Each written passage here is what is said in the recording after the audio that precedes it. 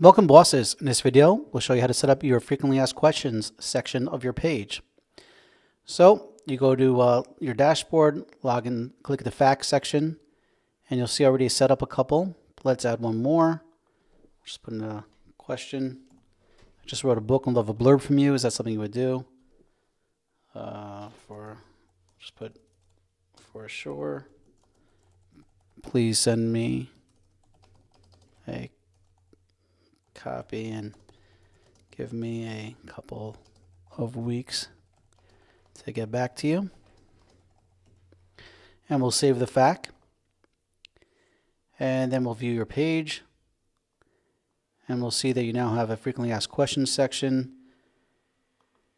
You could just click on them to see the answers. I just wrote a book, we'll have a blurb from you, something you would do. Boom, it's right there. And again, we make it very easy. First of all, you could edit it if you want to change a word or add some more information. You have unlimited facts, and you could drag and drop whatever order you want them to be into. Automatically updates.